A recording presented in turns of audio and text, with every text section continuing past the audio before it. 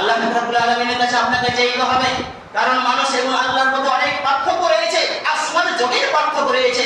যে একটি মানুষের সামনে যদি আপনি যান, তাহলে একটি মানুষ বিরক্ত হয়ে যাবে, যে সেই মানুষকে বলবে যে আমি কি টাকার কাজ নিয়ে আসি।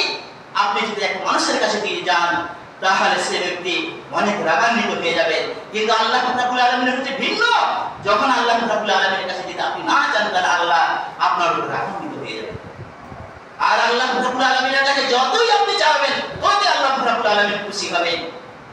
আল্লাহ রাব্বুল আলামিন যে না যদি চান, তাহলে রাগান্বিত হবে। তার প্রমাণ রাসূল সাল্লাল্লাহু আলাইহি সাল্লাম বলেছেন, সে হাদিস সুনানে তিরমিজি হাদিস নাম্বার 3373 নম্বর হাদিস। বর্ণনাকারী হযরত আবু হুরায়রা তিনি বলেন, রাসূল সাল্লাল্লাহু আলাইহি সাল্লাম বলেছেন, মান লাম ইয়াসআলিল্লাহ, যে ব্যক্তি আল্লাহ রাব্বুল আলামিনের কাছে কিছু চাইবে না, ইয়াকসিব আলাইহি তাআলা আল্লাহ রাব্বুল আলামিন রাগান্বিত হন। এই কথা রাসূল সাল্লাল্লাহু আলাইহি সাল্লাম বলেছেন। অতএব আল্লাহ রাব্বুল আলামিনের কাছে আপনাকে চাইতে হবে।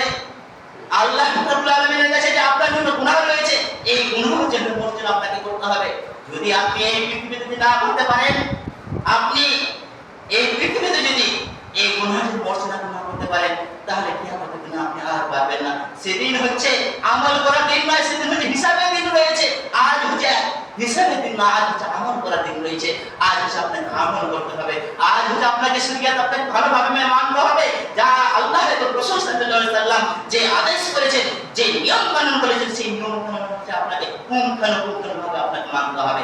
আর যে কাজ থেকে আপনাকে আমাদের দূরে থাকতে বলেছেন, সেই কাজ থেকে যদি আপনি আমি দূরে থাকতে পারি, তাহলে রাস্তা যেটা আপনি আমি পাবো। এবং